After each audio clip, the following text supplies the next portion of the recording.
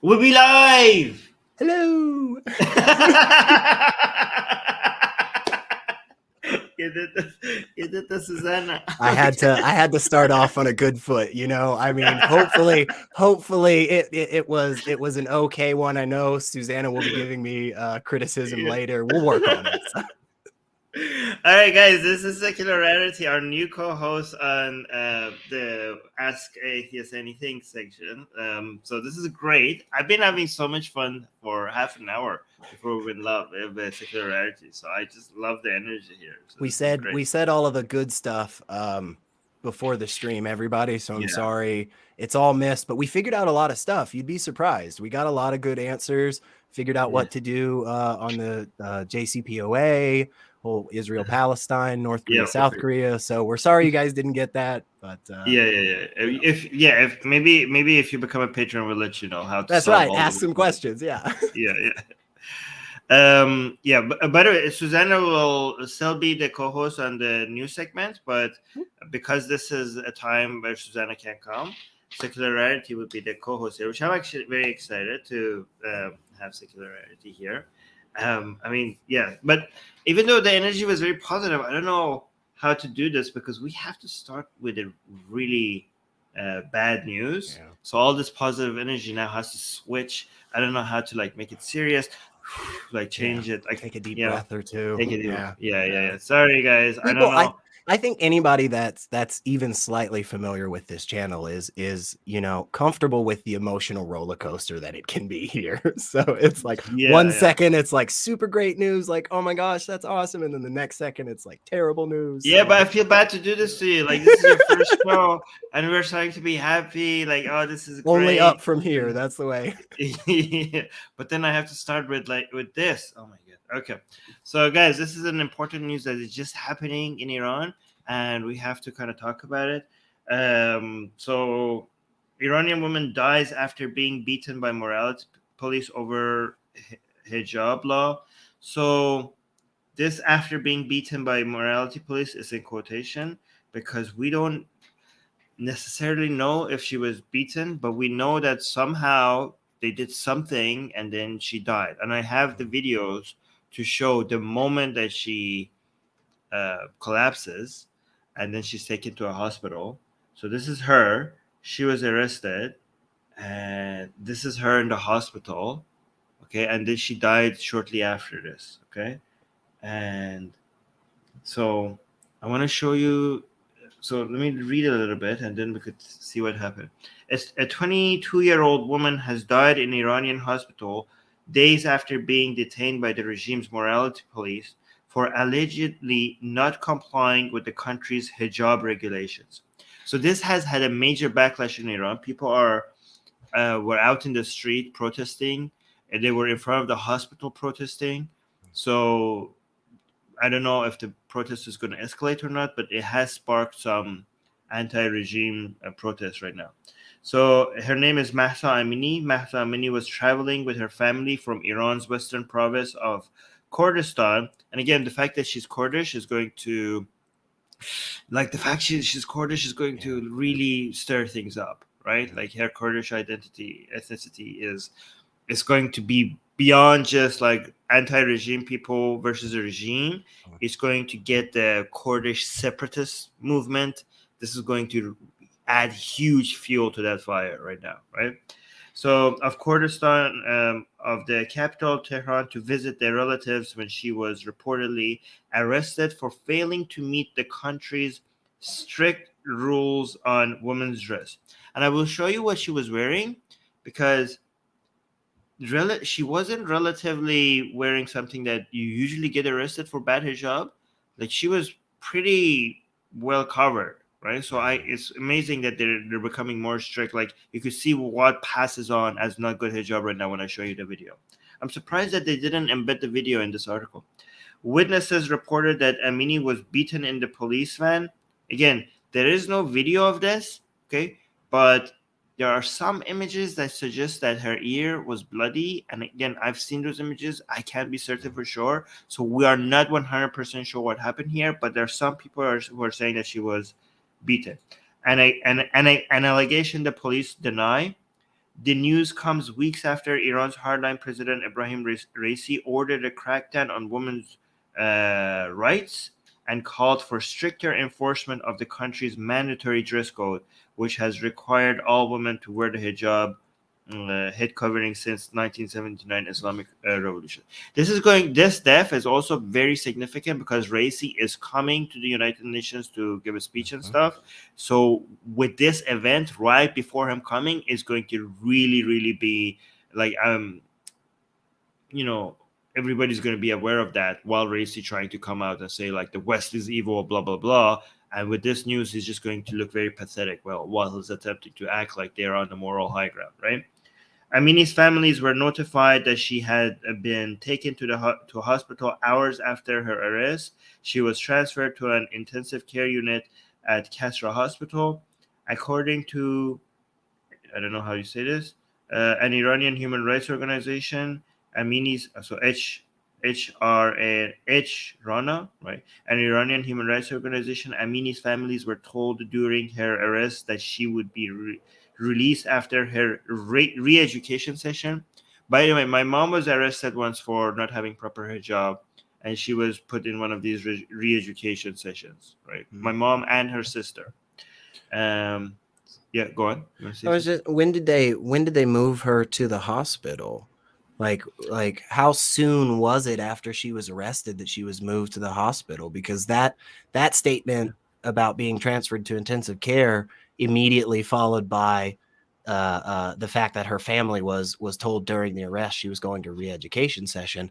That seems to be like obviously contradictory there, right? It almost seems like, you know, if they were saying they transferred her to the intensive care pretty quickly on after they had arrested her, you know what I'm saying? Like, so I think all of the, I think all of this together happened in the same day. So she was arrested, she was taken to the re-education center, and then something happened, and then from there to the hospital. Okay, and I will show you the videos of her actually collapsing is at the re-education center. Okay, so I will show you. I will show you that video shortly. The police later said that Amini, but that's a good question. Amini had suffered a heart attack. Okay, so the police, they're saying that she had this heart attack. Amini's family disputed this, however, and said that she was healthy and had not been experiencing any health problems.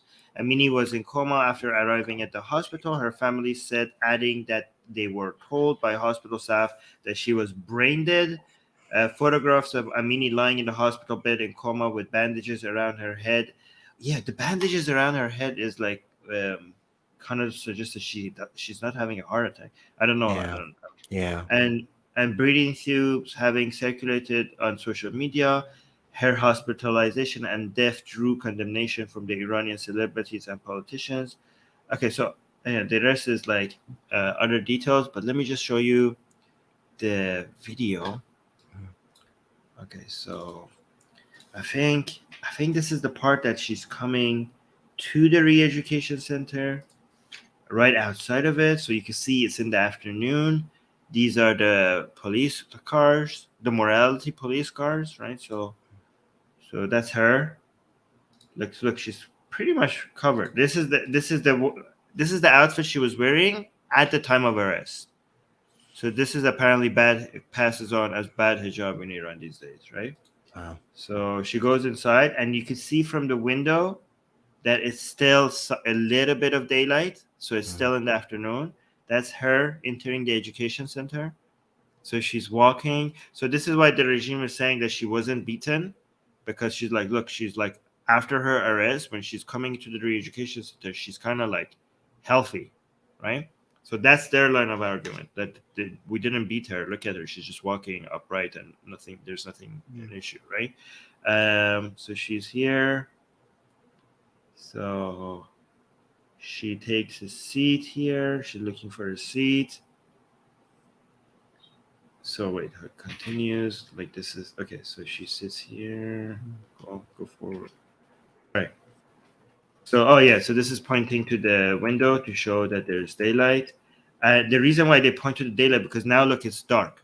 You see, it's black, right? Oh, wow. So this is important because they're saying there was a huge cut here, right? So the anti-regime people are saying why their video release has such a huge cut, we want to see what happened in between then and now, right? It was all of a sudden it's dark, right? So that's a major piece that is caught, and people are saying, like, if nothing happened during the arrest, what happened here? Okay. Again, I'm not claiming anything. I'm just telling you what every side is saying, right? And now she walks up. Oh, so this is one of the staff, one of the people responsible for the re-education center. So she walks up to the staff, and she's like, "Look, this is the guess here is like she's saying, what did I do wrong? Like, look at my outfit, right? I'm pretty covered. This is what people are, and I tell you why we think that this is what she say, right? Here, like, oh, look, see, She's she's showing her Yeah. outfit. They're like, look, I'm pretty covered head to toe. Like, what do you want from me, right? And then the staff, she's explaining to her, like, she like, look at my outfit, what's wrong? Look, she touches her outfit, right? And then, like, she's like, look, this is the problem. This is, again, based on the body language, we're guessing here, we don't know what they're saying, but the staff is like, touches her clothes, and it's kind of in a very rude, it's very, I don't know, insulting mode. Like, look, like, this is what you're wearing, like, obviously there's something wrong with it, right? And like, oh, and then again, this was like the way she did her hand gesture seemed like she was dismissing her in a rude manner. She like go back to your seat or something like that. And then right after that rude response, she puts her hand on her face as if she's like distressed. And then look, she can't walk properly. She's dizzy. She can't walk. She like, and then she just collapses. Wow. And then the video cuts here.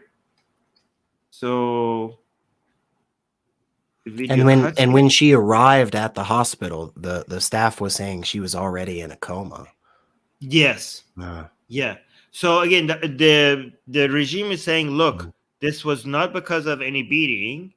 She must have had like a stressful scenario or something, and that's why she collapsed, right? She had a heart attack or something, right? So that's what the regime is saying, that we did not beat her, right?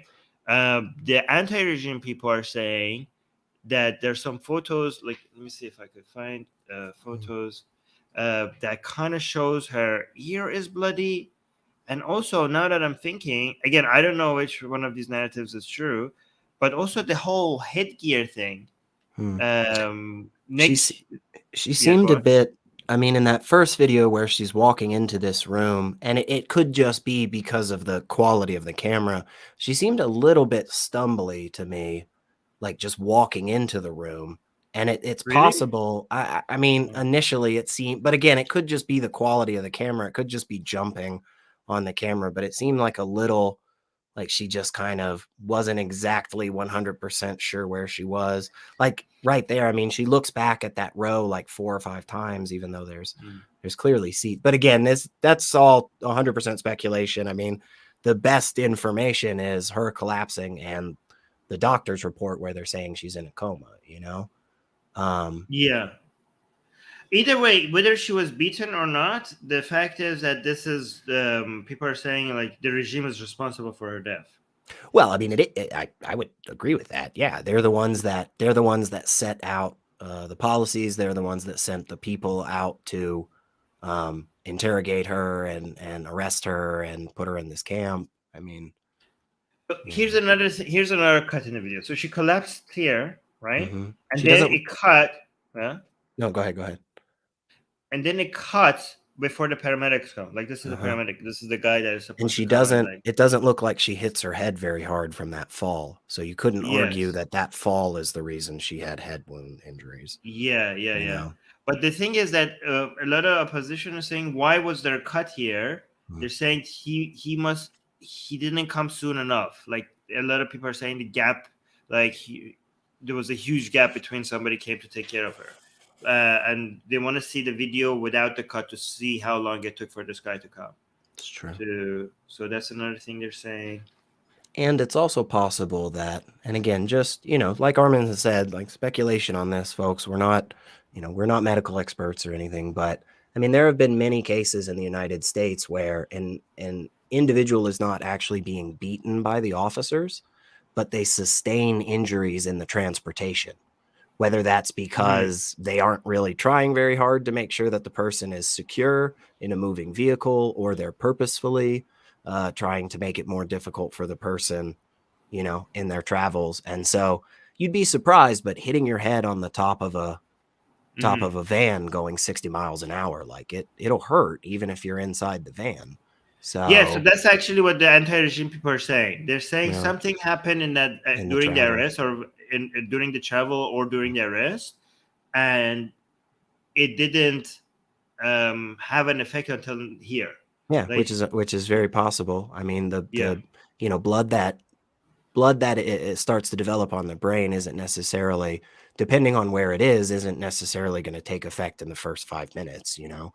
right. And yeah, especially her sitting there all day without receiving any type of medical attention whatsoever. Yeah, I mean, it's definitely possible that you know, sustained injuries finally. I go back to what, you know, we were saying just a second ago, like the Iranian authorities are still responsible either way for this, because they died in her she died in their custody, and the only reason she was arrested was because of their law and their morality police and stuff, right? None of that would have happened had they not decided to arrest her. So Yeah, so here's the thing: a lot of the anti-regime people are saying this. They're looking at this picture, and they're saying that I'm not seeing it. They're saying there's blood in her ear. I'm not seeing it. Are you seeing it? No, I mean, Yeah. it's possible that, it's possible that there is some, but also at this point, like they probably would have cleaned her up a little bit too. Like they're not just gonna, you know, they don't tend to Yeah. just let people But sit with I was wounds. being crucified by anti-regime people on the Oh, Iranian really? side by saying that I'm not sure if there's any blood here. Like, I'm just like being skeptical, okay? Like, I'm just like trying to find, like, I'm not saying I'm not pro-regime, but I'm trying to figure out what happened here. Like, I'm like, You're hey, a I don't know spy, if they beat Armin. her. No, seriously, like they're saying she was beaten. I'm like, I don't know. Like, let's wait and see. Like, maybe Yeah. she was beaten, maybe she wasn't beaten. But by just questioning that, they're like, they kind of act like I am defending the regime here. I'm not defending the regime. God damn it! Like, I'm just trying to be skeptical. And we don't But need to, trust me, we don't need to make up or fabricate any information about the people controlling Iran, right? They're not super great, and they don't hide it a lot of times. They're very open about it, right? Like we don't need to pretend and make up other things about Racy, right? Like we know some terrible things that he's done, and we can just point those out that we have factual information for. So like yeah, if this was because she was beaten by the authorities, absolutely, let's continue to call it out, and let's highlight it, and hopefully this spurs some more people to be anti-regime and get a change. But if it wasn't them, then let's not, like, it is possible she just had an aneurysm, right? Like, again, we're not doctors, we don't know what happened with the blood vessels, but again, yeah, she wouldn't have been in the situation at all had they not arrested her for, you know, this stupid law. But yeah, I mean, let's see what it is. It's terrible either way, and I think that's the thing to highlight. So yeah. So I don't know how you pronounce it. Susanna knows how to pronounce this name. Do you know? Bjorn. Bjorn. Yeah, okay, Bjorn. Saying, well, a heart attack can be ruled out by her previously not having problems. Yes. Okay, so the That's family is saying true. she was healthy and stuff, but that doesn't mean she couldn't have a heart attack. Yeah. Also, something I don't remember saying, the regime is indeed responsible for the mental torture. Exactly. Even if they didn't beat her, they're still responsible. And Doorknob is saying she seems stumbly to me in the hallway before the. So yeah, so basically the same as you. Yeah. Okay. Yeah. All right. Okay. So let me just remove this. By the way, if I had not covered this today, I would be that the covering that would be used as a way to suggest that I'm also pro regime. Oh, sure. Yeah, yeah. Yeah. So like, Yeah. you have You no didn't idea how bad. Yeah, come you out don't. and condemn it fast enough. Yeah. Yeah, Yeah. yeah, yeah. Yeah. It's I like get the you. expert covering. Yeah. I get you, man. Um. All right. Actually, I know we have a lot of questions by Asian American, but I want to do one question by D before we get there, just to keep the theme on Iran, right? So D is asking, to your knowledge, what is the condition of the supreme leader? So for people who don't know, the supreme leader, there's a lot of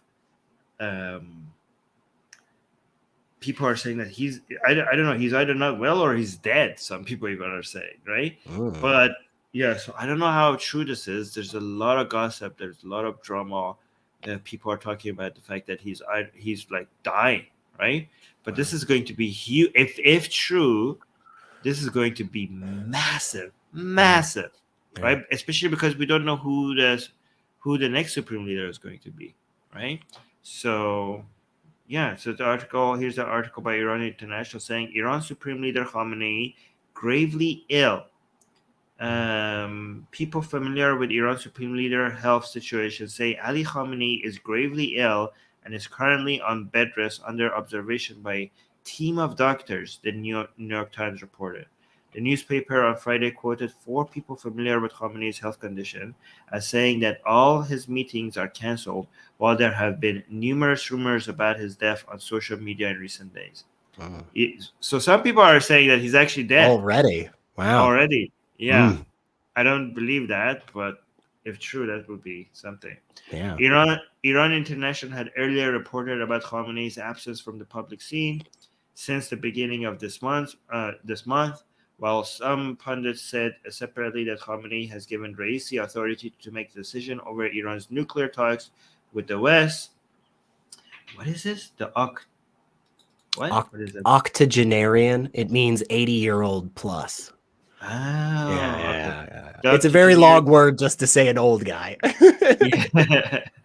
Leader had a surgery at a clinic set up at his home and office complex sometime last week for a bowel obstruction after suffering extreme stomach pains and high fever, one of the people said. One of the sources said he is currently being monitored around the clock by a team of doctors, claiming that his condition was critical last week but has improved and he is currently resting. The Iranian government has not denied social media reports circulating for more than a week about Khamenei's illness. Meanwhile, his office canceled 2 scheduled meetings with the Assembly of Expert members and besieged militia during the past days. By the way, the Assembly of Experts, that's a significant meeting to cancel because the Assembly of Experts is the group that chooses the next supreme leader. Oh, okay. Right?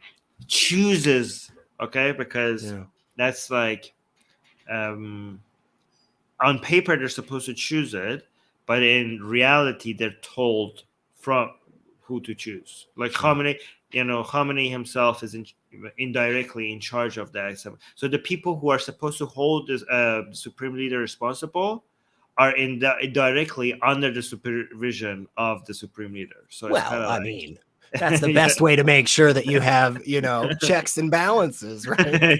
Yeah, so it's just so tough. In another development, a picture released by official news agency IRNA last week about Khamenei's meeting with athletes turned out to be at least 3 years old, and the agency pulled the story. Wow. Okay. That's not great. So yeah. Who do you think would have the most power in terms of choosing the next leader? IRGC or? Okay. On paper, it's supposed to be the Assembly of Experts. Okay. People assume that it's actually the supreme leader himself that will pick, like in practice. Okay. But actually, yes, it would be. I would think the IRGC has a major influence. I said that as like a worried, choice. You were supposed to assure me and be like, no, the world's a better place, man. But okay, well, shit, that's not good. So the major candidates for the next supreme leader are the number 1 candidate right now is Mujtaba Khamenei, which is his son. His son, right? Right, which is very, very hawkish guy, right? So very aggressive if he becomes supreme leader. The next one is Raisi, which is the current president, right? Yeah. And by the way, Khamenei himself was the president of Iran before he became the supreme leader. So that would be, Wow, yeah. that's interesting. Alam al-Huda, which is the main religious figure in Mashhad in Iran, right? He has his own cult of his own, and he's very, very religious. So Mujtaba Khamenei is like very hawkish foreign policy wise. Alam al-Huda would be somebody who is very, very aggressive religious wise, like when it comes to morality police and like internally, he would be very aggressive. If Raisi becomes the supreme leader, he would be the best, I think, in my opinion, for the IRGC because he's such a he's incapable of doing anything, so he would be the easiest one to control. So Sure. Mujtaba and Al-Mahoda, they are like very powerful people with a following, very aggressive, so they have their own agenda. Raisi is such a like mild personality that he just like signs whatever you put in front of him. So that would be the best option for the IRGC because he would just like give in to whatever the hell they want, right? And there's a new suggestion for a fourth person. I don't know how seriously they're taking that, but Ali Khomeini, which is the grandson of Right. Ruhollah Khomeini, the I supreme remember you leader. talking So, about that. That was weird. yeah, Yeah. yeah. So that's some people are suggesting that as candidate. We'll see, but Mm. it's probably going to be one of these four, with Mujtaba Khomeini having the highest likelihood. We'll see. And truly, even okay, let's say he's fine. Let's say Khamenei's fine from this, and everything's good with his tummy.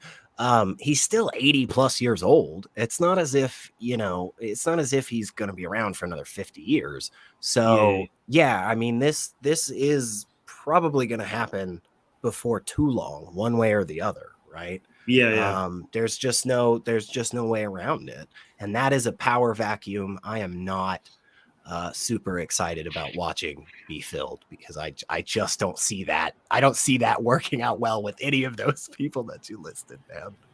Yeah. But By the way, here's another thing. Okay, so Mujtaba Khamenei is not a mujtahid or a marja. So he basically, that means that he didn't have until recently the religious credentials to be a supreme leader. But recently, there's an ad came out for one of his religious classes that he teaches, referring to him as a marja. And like people are like, well, how did he just fast pass through because he's too young to even be a mujtahid, right? But this is why Khamenei's supreme leadership was challenged, because when he became supreme leader, he also was not a mujtahid, which is against Iran's constitution, right? In Iran's constitution, you are supposed to be a mujtahid and a marja to be a supreme leader. So he just became a supreme leader without having any of the credentials. So they're trying to fast track his son's religious credentials. Like first they referred to him as a mujtahid, and now they're referring to him as a marja. And I'm like, okay, this is like happening faster than it's supposed to. And some people are seeing that like at that ad for his class as a suggestion that okay, they are really serious about making him the supreme leader. Why would they be doing that? What like that's part of the conspiracy theories that's the reason with it. Yeah. why would what has his son been doing with his life? Like being the son of the supreme leader of a whole country who is very, very religious, right? Religious icon for millions. Like, why were you not studying religion already, man? It feels like you could have at least kind of cleared this. Or, I mean, I'm not trying to give the guy tips or anything. Well, I mean, okay, so it's not just about studying religion, okay? First of all, you have to be teaching it, okay? And you have to be teaching it to high-ranking people. And for you to be a mujtahid, you have to also be recognized by high-ranking religious people as a mujtahid. Okay, it's like a whole process. Yeah. So you can't just be like, "Well, I studied this many years, I should be a mujtahid." Like it doesn't work like that, right? Okay. And also, this is why he's not just studying; he's teaching, because like his teaching is not just because he wants to teach. Like this is part of the requirements of like being a mujtahid. You need to have like serious people like taking notes from what you're saying.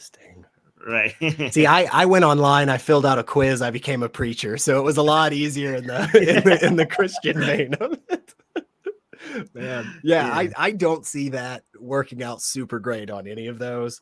But it sounds like he's more internationally hawkish, whereas the other guy, not Khomeini's grandson, but I forget the other guy's name. I can't pronounce it anyway, so it doesn't matter. Khomeini. But, no, not his grandson, but who was so it's Raisi and Mushtabai and Alam al-Huda. Okay, Huda. Okay. He seems more internally, like he'd be internally focused, is what you were saying. He's more on the religious, the zealotry, and the morality police and stuff. Okay, so maybe that works out better for the international community, I guess, but it probably would not be we don't know, because if he's very religious, so he might like but by the way, he's kind of like, he looks like Santa Claus. This is him. They call him Islamic Santa Claus. So this is Alam al-Huda. Yeah. So now you want nicer looking, you want more like jovial and easily approachable people, if you're going to start attacking the whole world, I guess. So yeah. But there's videos of him, like all his followers come and kiss his hand, right? Oh, wow. And some people are saying that is not very Islamic. You should because technically Iranian custom is, I come to kiss your hand, you pull your hand. Okay. But you can see that when they're doing that, he just lets people come, they're lining up to kiss his hand, and he just lets them kiss his hand. And some people criticize him for that, because that video leaked, that they're like, is this like, it seems like he's a cult leader rather than just like a Islamic mullah, right? So yeah, the going to kiss the hand and then pulling it thing kind of seems a little silly to me. Like it's this game of like, oh no, stop it! Stop it. I'm gonna kiss your hand. Like, no, you can't. It's adorable. I don't know. It's a great way to. No, but his office, Alam al-Huda's office, officially came out with a response saying that the reason why he doesn't pull his hand is because he used to do it so much. He has so many fans. So many people are trying to kiss his hand that he had like injury, like he had pain in his shoulders pulling his hand. So that's why he doesn't pull his hand anymore. Such a hard life, Armin. Oh my goodness. I you know what? I take back all my criticism. Right. So a music guy in the live chat is saying, didn't Khamenei not want Raisi to be the leader? So again, we don't know. Some people are suggesting that making Raisi, okay, I don't know, this is all conspiracy theories, okay? Making Raisi president was because they didn't want Raisi to become supreme leader, and because Iran's economy and living conditions is so horrible, they kind of knew whoever becomes president would lose significant popularity. So that's a good way for him not to become the supreme leader, but making people just blame some of the problems on him. Again, this is conspiracy theories. I don't know if this is true. Oh, we got a super. Whoa! Secular Sekai just gave us a what the hell? A $50 super chat. $50. Thank you. Oh my, thank you so much. So Secular Sakai is saying, glad to see Secular Rarity co-hosting. Keep up the good work, AR. And here's the question. What are your thoughts on the Russian white, blue, white flag being used by both peaceful protesters and armed fighters opposing Putin? Will it become more controversial? So being by both peaceful protesters and armed fighters opposing Putin. I mean, I don't think armed fighters against Putin is right now controversial. Yeah. Like, isn't that like being celebrated right now? Like all forms of a position against Putin, whether armed or unarmed. I think initially that flag was being championed by people who were actively against violence or fighting of any kind, and now has also been co-opted by some people that are on the front lines. It's like I am the type of person that really tends to fall in the pacifism stuff. Like I'm definitely not the person that's gonna be like fighting people myself and stuff. I don't get into like fist fights at the bar much anymore, but that being said, I think it's a pretty naive view of the world to think that we can just always be completely pacifist about stuff. And yeah, of course there are going to be Ukrainians that are fighting back for their home. Like, of course that's going to be the case, and it absolutely has to be the case. from the international politics of it. We shouldn't live in a world where countries are just able to just go take whatever they want anymore. I don't know if the flag is going to be as if it's going to become more controversial because of this. I'm sure there'll be some people that are a little upset by it, but at the end of the day, I think both of those groups seem to be pretty much on the same side. They may not 100% agree, but both of them seem to be not for the whole Putin deciding to recreate the USSR, which again, I agree with that. So, So people are saying, like, maybe some people are saying that, okay, fine, do your armed resistance, but this flag was not supposed to represent that. Maybe and that's fair.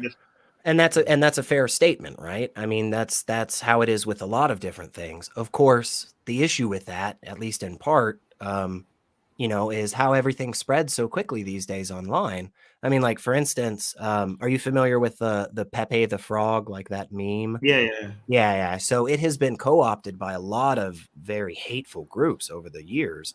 And it was actually even listed as a hate symbol on a couple of different nonprofits or something. Like, they listed it right next to some other well-known ones that we don't need to call out for the YouTube censors. But like, the original person who created that was absolutely against all of that, and still to this day is very, against a lot of the Yahtzee and all of that other stuff that has really co-opted it. But that person doesn't have claim to that image anymore because other people have just started using it, right? And so we live in a world where people are just going to co-opt things. And at the end of the day, unfortunately, you don't have complete control once something is out there. Once you've created something, it's out there for the world, and people are going to use it. I don't disagree with the people that are saying, like, hey, this flag had a different intention originally, and I think we should get back to that intention. But I would also probably say, if you're a peaceful protester against Putin taking over Ukraine, and there are people who are, on your side, but like fighting in the war, I wouldn't be a dick to those people and push them against you. You know what I'm saying? They're also on your team. So that's probably worth remembering. Yeah, you're right. Like, you can't control how people use symbolism. You're like, oh, this is meant to be this. Well, symbols' meanings are supposed to be organic and changing. So there's you can't just, you're not going to be able to control that. So you might as well just give it to it. And you can do your best, and I don't think it's, a wrong move to remind people regularly, like, hey, this is what this symbol originally meant, and explain that history and, educate people. But, people use all kinds of symbols, unfortunately, and sometimes they are jerks about it, and they are not super willing to stop that. So, So Secular Sakai is saying, Russians inside Russia are reportedly using the flag and attacking officials, but some rumor that it may be a false flag operation by Russian intelligence agencies. Yeah. I don't know if I buy the false flag operation, because if it's what would that accomplish? Like, I mean, already people are thinking Putin is killing a whole bunch of high up officials, and if it's actual false flag, then more Russians who are actually loyal to Putin are going to be nervous about the fact that they might be next. You know what I mean? Yeah. Like, this is the best way to turn pro-Putin people against Putin. So I don't know what would be the purpose. If how much anti-Ukrainian sentiment can you buy by killing pro-Putin Russians? Like, I don't think it's going to have. And how much is needed? I mean, it seems to be the case that a handful of different on-the-ground type polls, and we can argue about whether or not polls are 100% accurate and all that jazz, but there does seem to be some information that the average person in Russia right now is feeling a bit different than the average person in, like, the United States or Western Europe in terms of this war. And they are a little bit more on the side of Putin. Not wholly, not 100%, of course. But vast majority of them, though. Yeah, it is quite a good bit. And Yeah. you know, I don't know that you need to really stir up any more like Mother Russia sentiment in Russia. I think there may be the whole thing with the false flag, especially right now, there may be something to that, just in the sense of what the oligarchs are doing, and how the rich, businessmen and so forth, that really do have a lot of say in the Russian government and finances and so forth. It could be that, hey, somebody's trying to signal to them, this guy's more shaky, so feel more liberated to move against him. But I don't think there's that many oligarchs that have expressed their disappointment. There have been a couple of really big notable ones. There's somebody wrote a big letter about it and supposedly put a bounty on his head, but I don't know how serious much of that is. So Yeah, let's see. Yeah, I agree. I think like this. If I had to guess, I think it just was serious opposition against Putin, not trying to discredit the flag. Also, Qasim is asking. I will let everybody out there know you are free to objectify me as much as you want. If you want to call me, you want to say I look good, you are always welcome to do that. So that's a major compliment. Yeah, I know. I'm killing it already, man. First stream and I'm already getting hit on. Yeah, that's good. All right, let me see. Okay, so I'm gonna remove this question. Here's a good question by Gasian American. Okay, Gasian American saying, "What are your thoughts on the colonized versus colonizer response to the death of Queen Elizabeth? The what? Oh my god, the cousin lover. Okay. Have you ever seen her family tree? It's actually really small, but okay. yeah. It's surprising. Yeah. Notably, the Irish chanting "Lizzie's in a box." Wow, really? Okay. A private citizen is not responsible for the crimes of their ancestors, but should a monarch be responsible for the crimes of their dynasty? I mean, they should. I think they should at least speak up against it. Like, I think you could condemn Queen Elizabeth II for. Has she ever come out and say like, yeah, we did, like, the monarchy has been no? I think they're technically, under her reign, has been official statements from the crown on very specific things, and that in which kind of like how the Catholic Church finally officially apologized for murdering a bunch of children in Canada, stuff like that. I think there's been a couple of things like that over the years under her reign. Again, she was in charge for 70 years, so a lot of things happened, but I don't think there has ever been, a hard blanket condemnation of a lot of the things that has happened in the past under the monarchy. And yeah, I kind of come to that point too. Like, it's not her fault. Obviously, she wasn't alive, 300 years ago. So she had nothing to do with that, just like I didn't either. But at the same time, she is the figurehead. She is the one that is in charge of the family, pretty much, right, until her death. I think she's responsible for. She is supposed to condemn it. Like, I think it is her responsibility to come. Like, this institution that I am the head of has done these crimes, and I do not endorse them, and they're horrible. Okay. Yeah, I'm not doing that, but given that I'm head of this institution that is responsible for all these crimes, it's my job to come and say, like, we do not, like, this is bad and we condemn it, right? And she never did that. She never did that like this outright. So yeah, she is. She you can condemn her for not condemning those acts. Yeah. I mean, if you're that's not to say that's not to be guilt by association or anything, right? But what it is you as an individual taking over an institution or organization in which it is very clear that there have been wrongdoings in the past. So like, for instance, if Armin were to accept the presidency for some organization that has clearly done terrible things in the past and just not mention it at all and just be like, well, all right, guys, I'm the pres now. This is great. Here's my first order. Like, oh, holy crap, dude. Like, at least take 5 seconds to just go, hey, I remember how like we did that horrible thing and like robbed all those banks years ago. That is not my organization. We are not going to do that anymore. You know, it's like that's bad. Yeah, at least take 5 seconds. You know, you don't have to make it a regular thing, but like, come on, guys. So, and I understand why there are a good handful of people worldwide that are not exactly particularly bummed out about her passing. I mean, I wouldn't you wouldn't it wouldn't surprise me if you were like, man, did you know that there were a good handful of people in India that did not give a damn about her dying? I'd be like, no way. I wonder why. What happened there?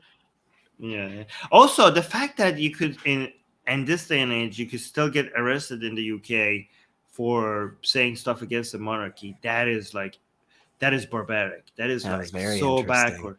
Yeah, that was very interesting. Like, you protesting against the monarchy and you could get arrested for that in a country like United Kingdom. This is why we don't need the monarchy, because the only angle I see on this, if you're talking about the person that was like arrested at the like procession, you know, the only thing I could see, and I think this is oftentimes it's a fairly BS law that officers will use in a lot of different countries, but like the whole disturbing the peace thing, you know, like resisting arrest, like now you're being a jerk to us after we tried to arrest you. Now we're definitely arresting you. That's the only potential I could see for why you would pull somebody out of that, you know, procession, out of that parade as a viewer and take. Yeah, but in the UK, the laws are that you can't insult the monarchy. Oh, they actually still have those on the books. Yeah, I think so. Oh my gosh, if they have that, Jesus, what's the Majeste Lest? Like you're not allowed to like make fun of the monarchy. My gosh, that's so ridiculous. It just is straight blasphemy law. Like, oh wait, so it is important to note that neither the UK or Australia protects the monarchy against criticism. Okay, so criticism you're allowed. This is significant because in some countries such as Thailand, okay, so I know you can criticize them, but I think you can't make fun of them or insult them. Here. Is it legal in the UK to publicly make fun of the family? No, it's not legal. It's not. Oh, it's not. No, it's not only legal. It is a national sport. Okay, so I don't know. I'm getting contradictory information. I think Ireland still might have blasphemy laws. Like Ireland, I think might still have a couple of things about what you can and can't say regarding religion.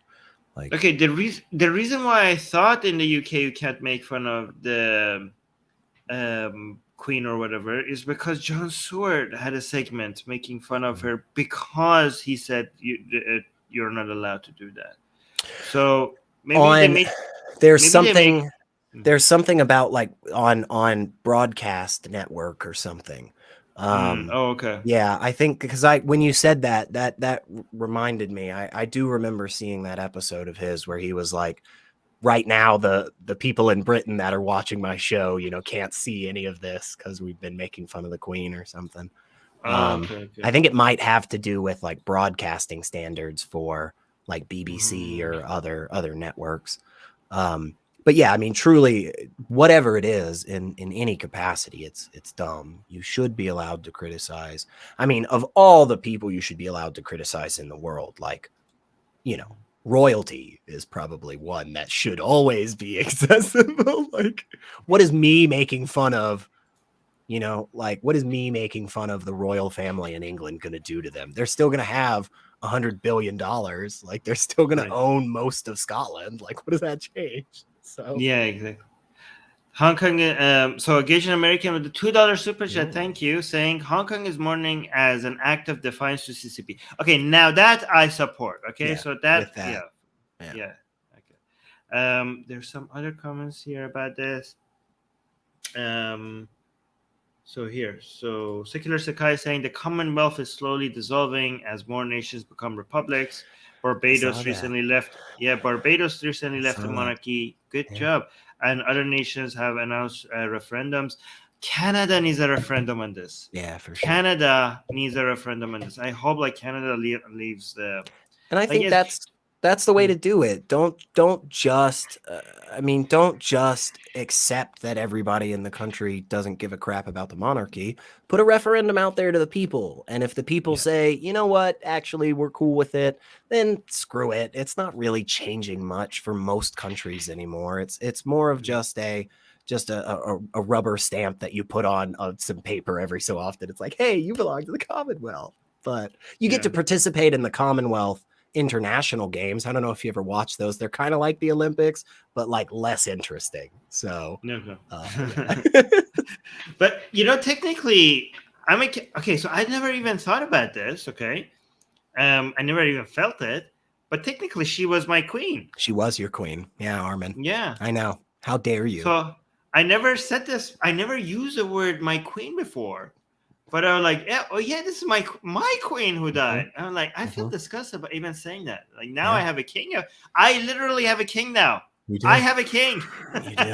You are a citizen of His Majesty, Armin. I'm so sorry, man. I know. I'm so sorry. Oh my God, I have a king. God damn it. Yeah. You see why? You see why here, down in the States here, we laugh at you and we talk about how much freer we are, right? Because this is your, you're trapped by the snow and ice and polar bears and the Majesty. So, well, I mean, at least we have free healthcare. So. It's okay, and education and like roads and whatever, blah blah blah. Yeah. Okay. So. Let me see. Okay, Secular Sakai is saying plus Scotland seeking to leave the Union. Yeah, if they leave the Union, then they wouldn't be under the monarchy. Yeah, and that would be very strange if they did. Yeah, Secular Sakai is saying, you know what's crazy to realize? Both Spain and Cambodia had their monarchies ousted, replaced with dictatorships, and then reinstated decades later. Really? I didn't know that. If I remember correctly, in Spain, the most recent king, when his father abdicated and he took over, they purposefully made it a very small ceremony so as not to like raise the ire of people. Because I guess like the Spanish king is just really not that important at all. So they didn't want to be like, oh my God, look at all this money we're taking from the taxes still. Oh yeah, actually Spain is used by pro-Iranian monarchists. I think I remember this actually now. To be like, see, people took away the monarchy and they realized that they made a mistake and they brought it back. So they use Spain as an example. They'll reach for anything, man. Like so fun. So Shekibeh is Shekibeh. I don't know. How do you pronounce Shekibeh's name? Susanna has a better. Okay, I'm gonna keep saying Shekibeh. So saying, to be fair, there are many stupid laws in the books, but people don't care about them. They insult monarchy all the time. Yeah, so maybe there's a law in the books that nobody follows. Maybe that's the situation here. And Qasim is saying, must it be a crown? Can we take turban as a sign of monarchy? If so, we still have a monarchy in Iran. Oh yeah, actually, some people do say that Khamenei is basically a king. So I heard that before as well. Shaky. Okay, just shaky. All right.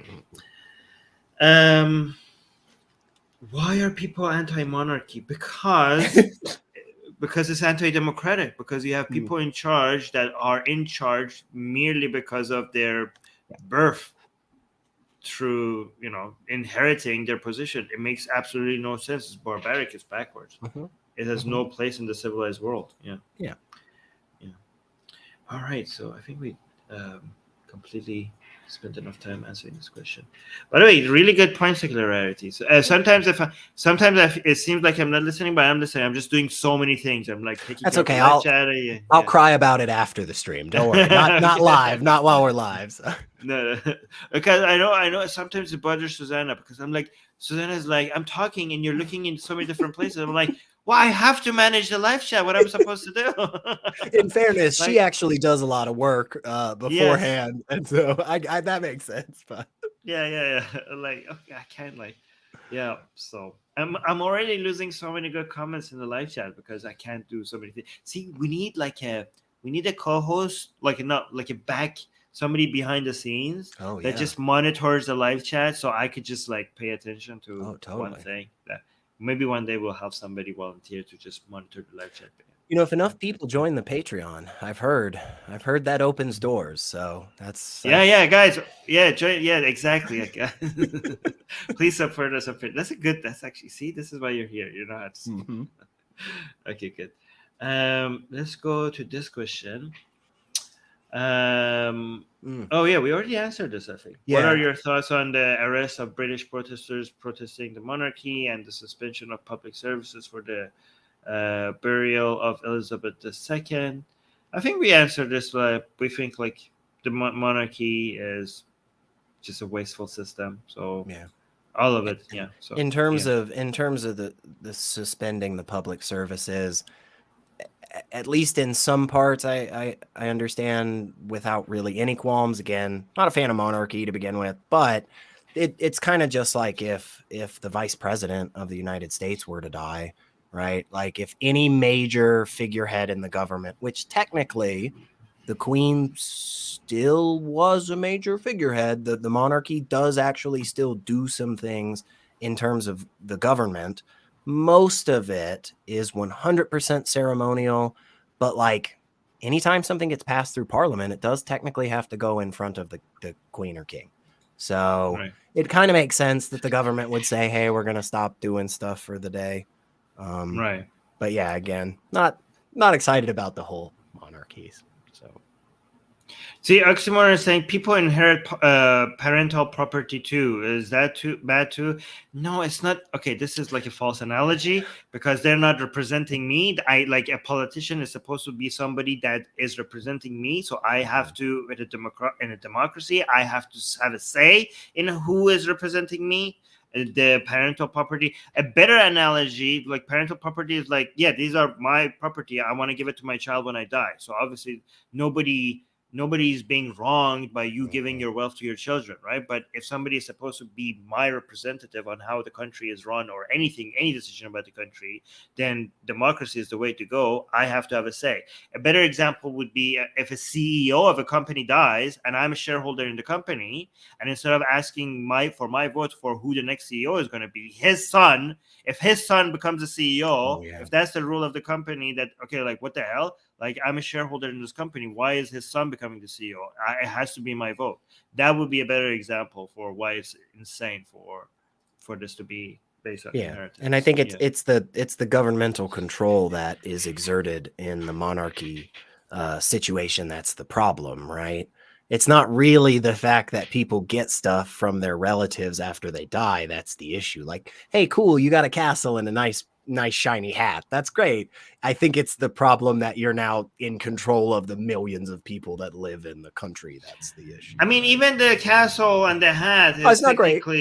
Yeah. I mean, that's like, how did you get that? You know, it was. Oh yeah, it was generally like the whole slavery and like colonizing other lands and it was bad. I would be honestly in favor. Like I wouldn't condemn if for example, UK became a republic, and the monarchy was like, okay, fine, we're going to take all this land and wealth and go be private citizens, right? I would be in favor of like no, you don't get to keep those. Like I would like people. Do you think that's too extreme? I'm like, nope. Even all the jewelry, your wealth, all your land, it goes to the people. Yeah, it should go back to the British government, and it should go into those coffers and be used in that fund. I mean, it's not nothing that is technically owned by the royals. I mean, so it's a bit of a weird situation. And from what I understand, it's like, it's not technically owned by them. It is still technically in control of the British government. It's just that it's kind of the practice and the procedure to let them, be using it and all of this stuff and have free reign of all this. And like, their money is the money that they receive is actually taxes that is set aside every year for the royals, which is why the whole Meghan Markle thing and Harry or whatever his name is, like why that was such a big deal is because they actually said, we will not receive British taxpayer funds anymore. Yeah. And so, like the crown jewels, all the property, everything, that would all just go back to the people. And then, they'd have even better healthcare and education than the United States. So Asian American, but you send a $2 super chat saying, Armin, you sound like a communist.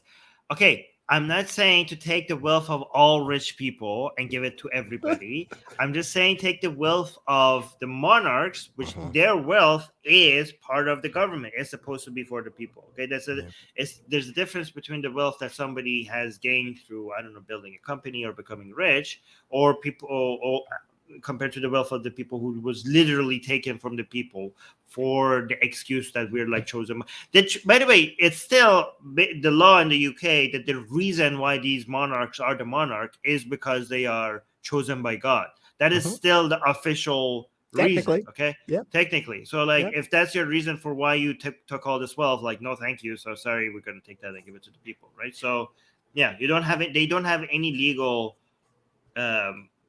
grounds for owning those. Awesome. Great. I will say, I do think this, I think with her death, with Elizabeth's death, we are going to see more and more people in the UK not be as enamored. And I think part of that is just because of who's in line. Like, I don't think there's that many people walking around the United Kingdom anyway that were just like, oh my gosh, can't wait for Charles to be in charge. And I am confident people are not excited about like Andrew. So the guy seems like a dick. Am I Prince Andrew? No, Prince no, Andrew no. or no, Charles? No, Charles. Yeah, he doesn't. Yeah, he's never seemed warm and fuzzy to me, but I don't know. Like there was a video. I mean, maybe this is just like very like him pushing the pins away and stuff. Is that the one? No, I wish he pushed the pins. Okay, so there was something in front of him. Okay, and he was like, "Yeah, get it away." So he literally could have touched it. He literally could have moved it. Like it's not that heavy. You could just like push it aside. But just like what is that? Like my slaves, where are you? Why is this in front of me? Move it. Like move it. Like I was thinking like maybe I'm judging him too much based on a very short clip, but I was hating him so much just because of that. I was like, imagine the way you have been brought up for you to think that is too beneath you for you to move an object that is in front of you yourself. Yeah. Like that mindset just disgusts me. But maybe I'm judging him too harshly based on one clip. I don't know. That's why he's there and you're here, Armin. I mean, that's why. Yeah. Oh wow, we're getting some. Yeah, go on. Woo! No, I was just giggling about it. Yeah, I thought that video was ridiculous. So yeah. Maybe I should find a clip. Yeah, I'm not sure 20 years from now people are going to be super excited about the monarchy in Britain anymore, but we'll see. Also, here's another thing. He was also you could also argue that he was better as somebody in a position that he's not a king than he is a king, because one good thing about him is that he cares about climate change and the environment. He has done some stuff for that, yeah. But now as the king, he's supposed to stay out of politics, right? So he was better, more beneficial to the world as when he wasn't a king, and now he can't say anything about like climate change and policies and things that the UK need to do to save the world because he's a king. So yeah, basically the only advantage that this man had, you ruined it by making him the king. So they literally, one of the last things Queen Elizabeth did was it's not really a swearing in that she does for the new prime minister, but she basically did the swearing in for the new prime minister, Liz Truss. And so, we'll see what happens with her being in charge and whether or not that does actually do some good things for the economy in the UK, and whether or not they can really handle all the fallout of Brexit that's still coming. And so it could just be a coincidental thing that it just so happens that this particular Tory government isn't super great. And, you know, that kind of coincides with the first couple of years of him being the king, and that just kind of taints everything. And now it's just like, we're not super excited with the Tories, not super excited with the monarchy. But we'll see. I mean, they have a more fun. I will say, I do, as a nerd, I do sometimes watch live the House of Commons. It's kind of fun just seeing them all like yell at each other and stuff. So, but. Yeah. By the way, there's two. Now that I'm looking, there's two clips of him, but there's two pen dramas with this guy. Okay? So one of them, he actually kind of pushes it a little bit, but there's another one that he doesn't even touch it, and he wants, like, he's annoyed. Let me actually see if I could find it, because it's kind of like, because the people might be like, "What are you talking about? You're lying about him." Because, yeah, let me actually find it. Yeah, 1 second. Oh yeah, so yeah. Look. Oh yeah, I found it. Okay, so this is before he sits down. So I don't the part that he sits down, I don't have an issue, because he's annoyed, but he actually pushes it. He touches it a little bit himself. But this is the part that I'm even more annoyed. Look at this. I don't know why this annoys the crap out of me. Look. So if you look at this part, look. Move. Move it yourself. Look at this. Like, he doesn't even he doesn't do anything to touch it. It's not that heavy, man. Just move it. Look. Move. My slaves. He's also a very, very old man. I mean, I will say this. He is also a fairly old individual. His hand is right there. His hand is right next to it, okay? He could literally touch it and move it away. But he's like, no, you do it. Why should I do it? Yeah. Oh my God. Oh, how the other half live, right? I don't know. That seems like pretty annoying. Oh yeah, it's way too much. Yeah. Okay, let me see some other live chat questions. Okay, so I started saying another one from Secular Sakai. So I will get to that, but because this is still about the topic, should wealth go to British people or her ex-colonies? Oh, what do you think? That's what do you think? I don't know. I think reparations of any kind is always a tough conversation to be had, because what is the calculation that needs to be done for that? Like, what is the calculation that needs to be? How much money does the British government owe the Caribbean, right? Well, more than what they own right now. So you might as well, like, whatever that calculation is. It's more than what they're getting. Yeah, I mean, so you might as well just so you don't need to know the exact number to know that all of it has to go to them. And it's also not just, it's also the payment would not be to make them whole. It's a payment have a symbolic gesture to admit that we kind of didn't deserve this as well. Sometimes reparation might make sense, not for the sake of, like, oh, we owe you this, so here, now we're good. They're like, it's more of an apology, like, kind of like a gesture of goodwill. And that, I think, is, again, that was kind of like, earlier about, like, I think you and I were talking before the show, and it was like, just take 5 seconds, to at least come out and say, like, hey, this was a bad thing, like, we didn't like this is a bad thing. Again, like, yeah, maybe it's not like the perfect cutting that crater even or anything, but there is something at least to show that, hey, we care about the fact that we committed injustices. Yeah, I mean, especially like some of the crown jewels and stuff that were definitely stolen from other countries. I don't know. That's a much easier thing to argue that those should go back to those countries, right? I mean, the biggest diamond in the world belongs the Kohinoor, the one that you put on the crown. That belongs to India. That I don't understand any argument. Like, India is like, can we have that back? And the monarch has like, new number, who this, right? Because they have they have had never responded to that request, but that's literally India's. You want your diamond? Oh gosh, I don't know. We lost it. Yeah, I don't think we have it anymore. Well, Secular Sakai, what is it with all the super chat today? Thank you so much. This is very Hell sweet. yeah. Yeah, you already Thank gave you, us a man. mate. Yeah.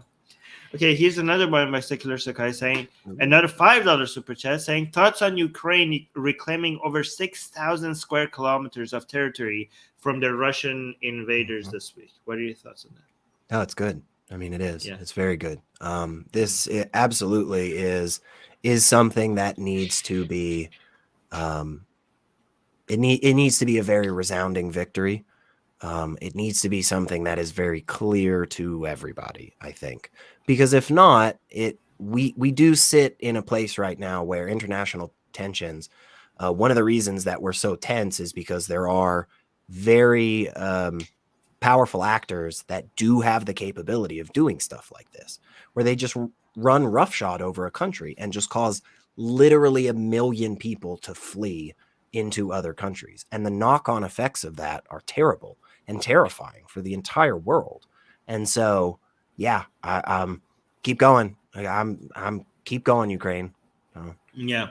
Also, this is kind of suggests to me that people who are anti-U.S. intervention as a whole need to reevaluate that absolutist stance. Okay, just because the United States has had a major bad run with bad interventions, right?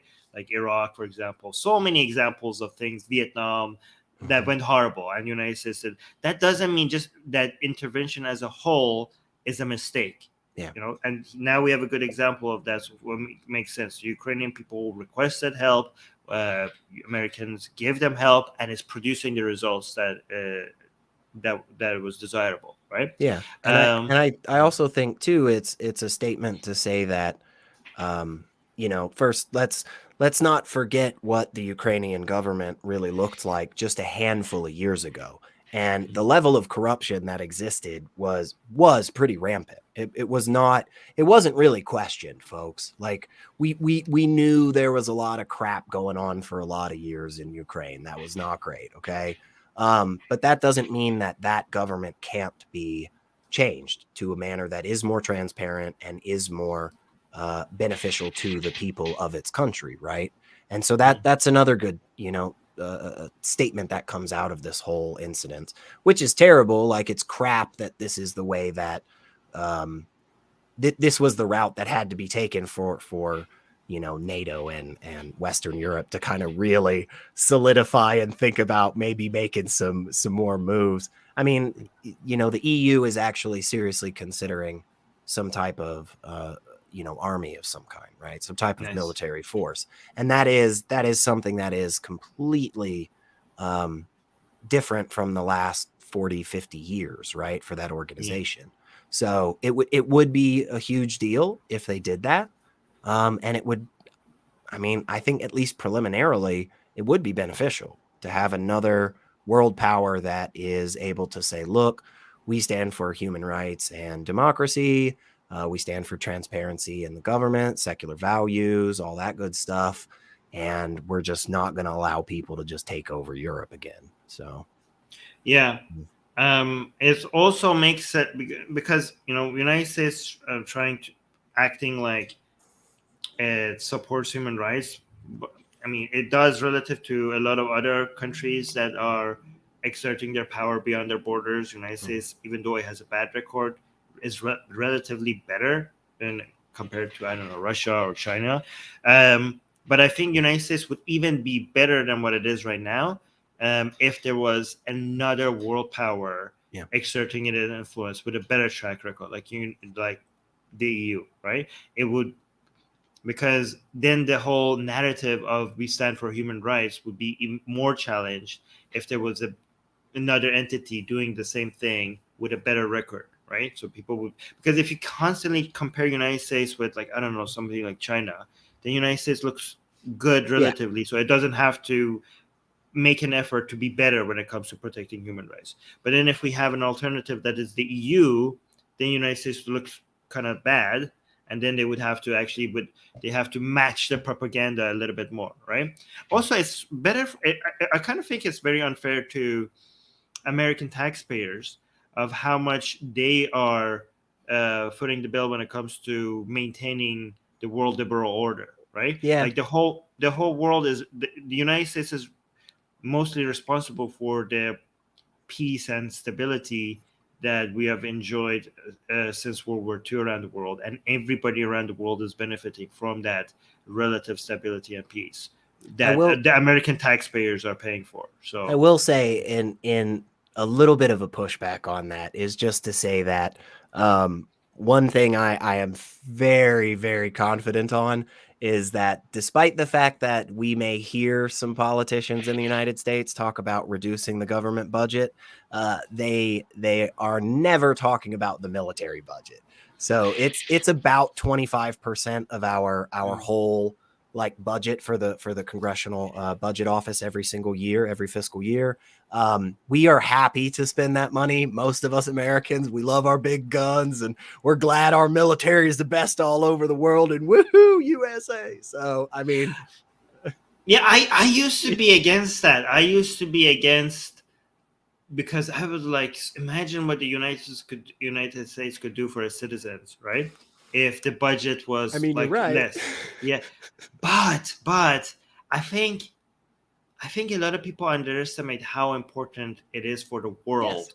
Yes. For United States to have the ability to make all the trade routes would be at risk if the United States wasn't policing the world, right? Yep. And everybody would be paying for that. Everything would be more expensive. But everything if you have a well enough funded, technologically equipped military that is, say, 30 some odd countries worth of citizens all working together, I mean, that brings that brings that responsibility of the United States down, which hopefully would allow for some of that money to be funneled into other things. At this point, we have set a lot of programs in place that are just going to take a long time for them to run out, and we're going to fund them all the way freaking through. So, I mean, I think even if it happened with the EU in the next 2 years, where they start, a military, maybe not conscript or anything, but at least have some type of army. I don't see us dropping how much we're spending on military. This is, and also the EU's military is not going to be as fraction of what the United States is. Like, it's not even going to be close. This is just the beginning of something that maybe happens. And it'd be unlikely that they would do the international missions that we do, like where we specifically send naval carriers through the South China Sea, right? So, yeah. Gaging American is actually saying, if you love America so much, why don't we trade citizenship? So for me, he's saying that to me as a Canadian. But no, Gaging American, you don't understand. The non-Americans are getting the best deal out of America having this military power, okay? Because the world is benefiting from United States military power, but we are not paying for it, okay? So it's good, especially for the non-citizens. So you guys are paying for it. We're saving money and having enough to pay for our healthcare, right? But we're getting the security from you having the military power, especially us Canadians. Like, the reason why we're saving so much money on military is because Canada is United States neighbor. Like, who's going to attack Canada? Like, they have to deal with the United States. Anybody who wants to attack Canada has to deal with the United States. You know how much money that saves us? So no, thank you very much. I'll keep my Canadian citizenship. We get a good deal on. We get a good deal on maple syrup, though, so I think it works out for us. Yeah, I think it's a pretty fair trade. Yeah. No, I don't want to be a state of the United States because we don't want to pay for all that stuff. You pay for it, we just take advantage. Okay, so we answered that one. Alauza Akbar saying, just got here. Susanna looks different tonight. I did my hair, y'all. So, and then Gaging American saying, wait, what is this? $2 super chat. Thank you so much again for the super chat, saying thoughts on China reselling Russian gas to Europe. Oh yeah, it's kind of like a joke. Like, we can't buy Russian gas, but China can buy. It's still bad for Russia. Like, people are like making fun of the ban on Russian gas because you're technically still buying. I saw, who's that guy's name? From InfoWars, not the main guy, but the second guy. the British guy with the color eyes. I'm not sure. Yeah, I forgot his name. Jones. Yeah, let me see if I can. No. He was saying, he was making fun of the Western powers for not buying Russian gas. They're like, you're buying it from China anyways, because China is buying Russian gas and selling it to you, so there is no ban on Russian gas. Yeah, but like if China is reselling it, they have to take a profit, right? So Russia is not making the same amount of money if they were selling it directly. So they are selling it through China, but with much smaller profit margin, because China will have to take a cut. Yeah. So it's still a major loss for Russia, even if it is going through China.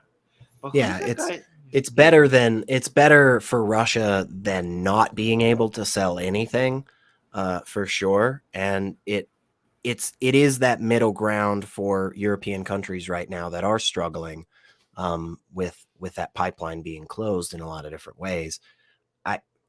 Again, yes, I'm in favor when like Germany and a handful of other countries were talking about completely getting away from. I think Germany like moved up their green energy plans like by like 10 or 20 years because of all of this, and they're going to be off of Russian oil even faster. But again, it's one of those things. It's like we unfortunately, everybody in the world can't switch over to electric vehicles tomorrow, right? Like every house in the world isn't going to be outfitted with solar panels by the end of tonight. That's just not how it works. And so it does take some time. And this might be the best middle step. I'd prefer, I guess, I would prefer that they not do that. Then again, I also remember what it was like a handful of months ago in the United States, where we only got to about 4 something a gallon.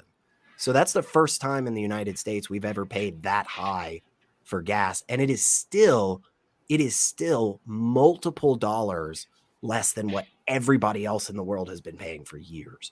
So I understand how much people cried about that in the US for a couple of months, and how that definitely had some play on the politics. And so it's hard to say, like, it's hard to tell people in northern Germany, like, just don't use as much heat this winter. You know, it's like, oh, well, that's kind of cold. So, yeah. But however, Europe is not going to have, it seems like, as bad of a, it's not going to be as bad as people thought. Yeah, like, I agree with that. Yeah. So I think the only country that right now seems like it's going to be suffering a lot from gas shortage is the United Kingdom, right? But the rest of Europe seems to be, I mean, still struggling, but not that significantly. Okay, yeah. So this is like a nightmare for Putin. This is, by the way, in Iran, a lot of pro-regime people were laughing at Europe, like, oh, you guys thought you were strong against Putin, and they were like trending like, oh, winter is coming for Europe, like this is the end of, oh, like going back to the dark ages, this is what you Westerners act like you're tough and all, but now you can't even heat up your homes because of this position you took against Putin. But they're not going to look ridiculous if Europe doesn't have that bad of a time during winter. Yeah. Like they're good, yeah, because they're celebrating. Like a lot of Iranians, pro-regime Iranians, were celebrating because they have joined Putin. Like they're taking the side of Russia, right? They're on Putin's side. They were celebrating of how much Europeans will be freezing this winter, right? And they were looking forward to that. So now a lot of Iranians who are anti-regime are going to be screenshotting all their celebration for saying winter is coming to Europe, right? And if Europe doesn't have a bad time, they're going to like put this in their face, like, look, you guys look ridiculous now. I mean, hey, Putin made a really, really seemingly wrong calculation. I mean, and so I absolutely understand that there are others in that boat, because it did for a while. It definitely seemed like there were a couple of countries that really, really heavily relied on this, Russian oil, and apparently not as much. Apparently they're a little bit better off than we think. Again, like they're moving their time frame up by like 10 or 20 years in terms of switching over completely away from fossil fuels. So, they're in a good spot. I didn't expect. I thought you would just be fun to hang around with. I didn't expect you for you to know all of these things. I only I've only got a couple. We're very close to maxing out my entire intelligence, but no, you come with a wealth of knowledge. This is so impressive. I wasn't ready to be this. I thought you just like so upbeat and a positive energy. I thought just the mood is going to be better. I wasn't ready to get hit with all this information. Hey, what can I say? I've been watching the Atheist Republic news for a while, folks. So if you want to become smarter, you know where to go. That's sweet.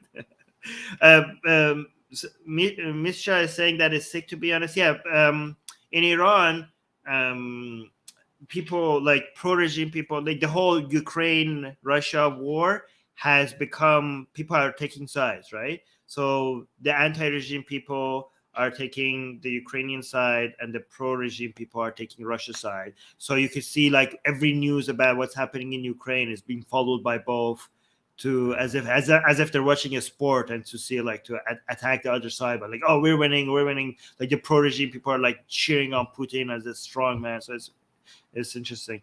Oh, Music Guy is just celebrating his 2-month membership, saying thank you so much for that, and saying thoughts on the assassinations.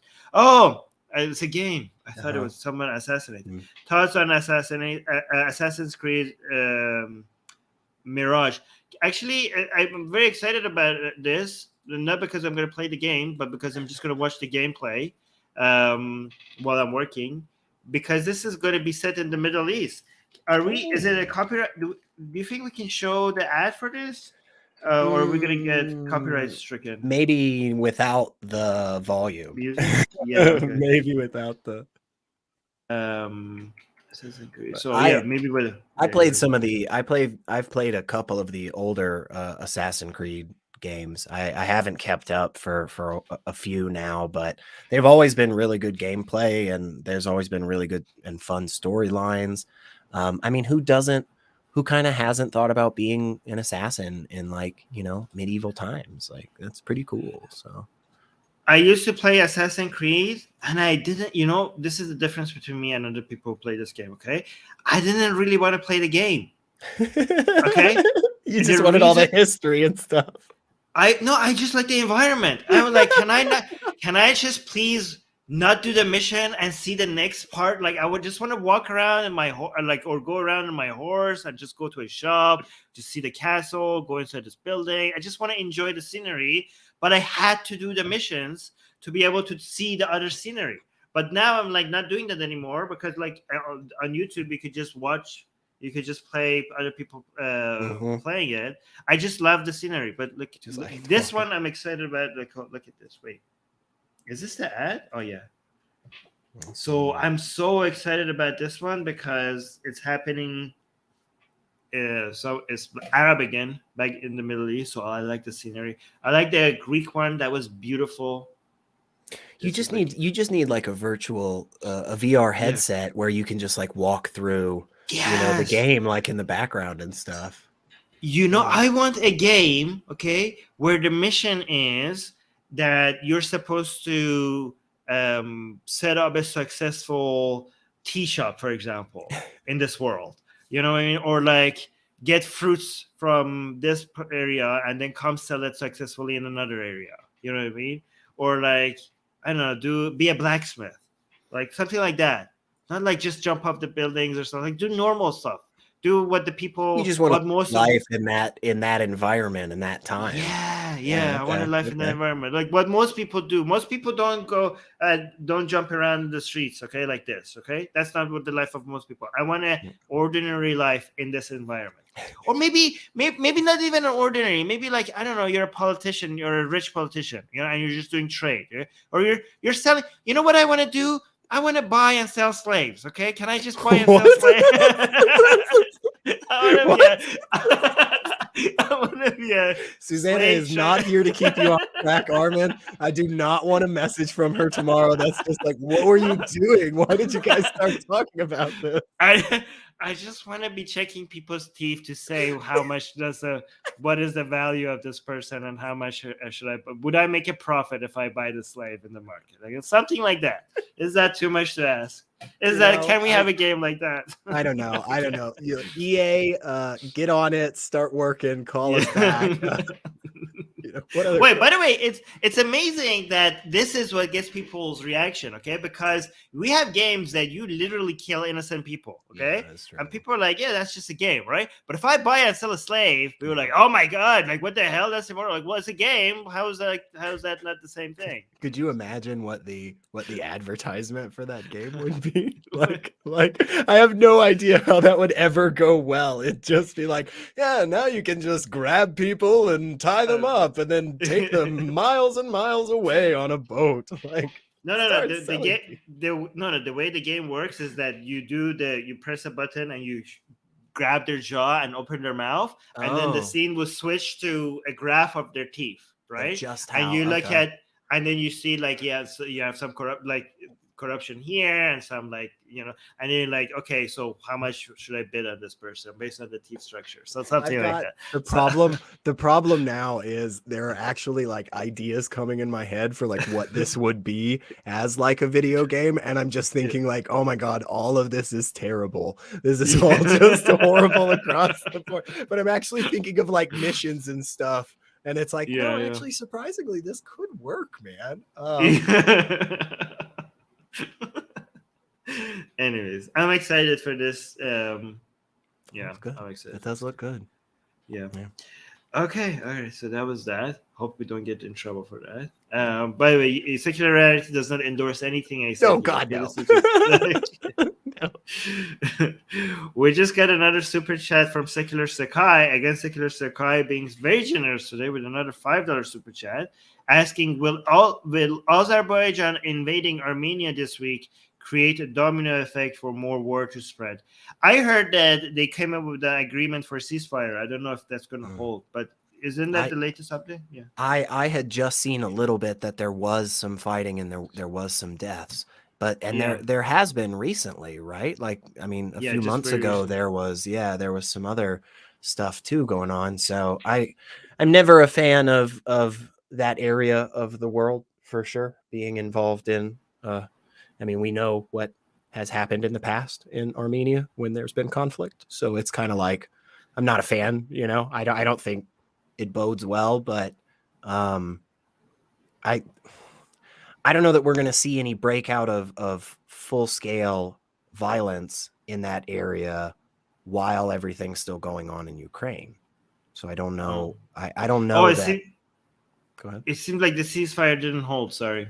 Okay. Yeah. No, yeah, this definitely I need to get more knowledgeable on. I saw that there was some conflict, and I don't know. I mean, tensions haven't been great. Again, a few months ago, I think there was another type of kind of, fighting and some deaths and stuff. So, but I think for a lot of the world, Ukraine is a big deal right now. And while people are tense, I think they're waiting to see.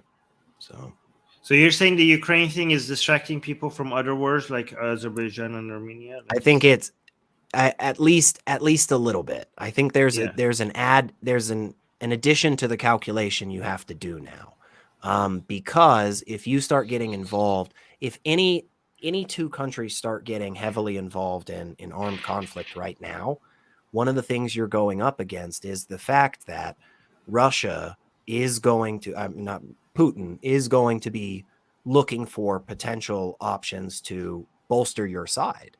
And now you have to make the calculation. Do you want to go against the international community on a whole by siding and accepting military aid from Putin? So I definitely think that adds a layer. I don't know if it's going to be completely. I don't know if it's going to be completely anything to stop people from actually picking up arms. But like Secular Sakai just said, like Myanmar's war has been completely forgotten. And yeah, absolutely it has, because it's just been completely overshadowed by a couple of other things. Also, it's easier for the Western European and United States and stuff to ignore that portion of the world. It's easier for us to do that. So So Shaky is mentioning that they are fighting at least once every year, so people should get used to it right now. Like, yeah, it seems like this Armenia-Azerbaijan thing is going to be something that we constantly. It's just going to be part of a yearly news, kind of like Palestine and Israel is just going to be the norm. But is it going to escalate? Is it going to escalate to the point at which that we're in an international conflict in a similar boat, right? And I don't know that it's going to, but yeah, it could because they're larger. Because usually you could see potentials for escalation when there are more countries involved than the two countries that are fighting, right? Sure. So there's a lot of other interests within this war, and this Armenia and Azerbaijan has that profile, right? Especially with Israel and Iran turning that into a stage for their war with each other. So that could significantly escalate the problem. You know, you have Turkey being involved there, you have Russia being involved there, you have Israel being involved there, and you have Iran being involved in this conflict. That is usually a recipe for escalation. Yeah, that's not great. Right. So and also, Secular Sakai is asking, could Iran possibly get involved in against Azerbaijan? That would be very tricky. I mean, get involved. They're already involved. Okay, so but like they're not going to get involved in in an outright war, because that would be devastating for Iran, especially given that is the border that is right in Iran, the region where there's a lot of Turkish separatists. Right, so creating a conflict, Iran would be if they're involved, is because they don't want to see a conflict around that region. Right, this is why it's like a weak point for Iran. That's why Israel is trying to move into that area to cause hassles for Iran. Right, so Iran would not be interested in increasing the escalations. They would be interested in reducing the escalation. So that's the involvement they want, because any form of conflict there would be a major motivation for all the Turkish people within the Iranian side to start, using the opportunity for a separatist movement. And Iran is really aware of this, and they're really scared of this. Yeah. That would not be good. That would not be good for the Iranian regime. So no. Oxymoron gave us a 100 rupee super chat saying, why does Pakistan need F-16s for counterterrorism activities? Is it for counterterrorism, or is it? I don't know. What do you think? That's a good question. Yeah, I mean the United States does do a hell of a lot more supporting of the Pakistani government than I'm a fan of, especially with military and stuff. It's hard to know what's the right call on that, though, because there is a lot in that area, and it's nice to have friends anywhere. I think, yeah, you're right. So you could justify it like if they have more F-16s, they would be more in a position for United States to be able to rely on them, and they would be able. And to maybe they're more beholden to us at that point, because now they're in debt by an extra $2 million. I mean, I don't know. But I think Oxymoron is suggesting that this is not about counterterrorism. This is about India. So that's what. So that's what Oxymoron is suggesting. They're like, we need this for counterterrorism. I think this is more of an anti-India position. That's unfortunately one of those situations like we have in life, where somebody walks into the restaurant and you're like, well, that guy kind of looks like a dick, but he doesn't do anything bad. And so you're just like, well, I guess we could just go jump this guy because he might be a jerk here in a minute. Sometimes, unfortunately, you have to wait till the terrible thing is done before you can criticize people for the terrible thing, right? And so if ultimately American funded or produced weaponry is being used by the Pakistani government against citizens in India and stuff, then it should be on the American military and the American government to really crack down on that hard. And if we don't make a forceful stance against that, well, then come back at us and tell us, yell at us and tell us how bad of a job we're doing. But if in the meantime, they get more military vehicles and are using it for counterterrorism, or just not using them in terrible ways, then it's like, okay, well, there's not really anything to criticize at this moment. So, hopefully they're not going to turn them on India, because, you know, surprise, surprise. This is a really bold stance, Armin, I know, but like, I'm not for like any war. Like, I never like war as the option, right? I know, bold stance, bold stance. It's like, Wait, there's some wars that even justified wars. no. So that's the issue. It's like, yes, we have those select causes, but in general, I would always probably say, hey, if we can come up with a solution that doesn't involve us shooting at each other, that's my preferred outcome. I'm not naive enough to think that we can always have that, but yeah, like, you know, I'm against the Pakistani government killing citizens and stuff of India. Crazy thought there, folks. Okay, Mr. is saying, just want to say hi, keep up the good work. $5 Australian super chat for just saying it. Thank you so much for the support. I appreciate that. We are actually need to really answer some of these. By the way, Secretary, are you having fun? I just want to make sure I'm not overwhelmed. Yeah, I'm having a great time. Yeah. Okay, good, hopefully there's at least somebody out there that's enjoying this. But if I'm not, enjoying, I'm actually overwhelmed with how much you have to say. I didn't expect this at all. Okay, what is this? If you were to amendment shop for your American Canadian constitutions, which amendment would you bring home? I'll personally enact one rep per, what is this? 130,000 residents from the Canadian Constitution with mixed member voting from New Zealand.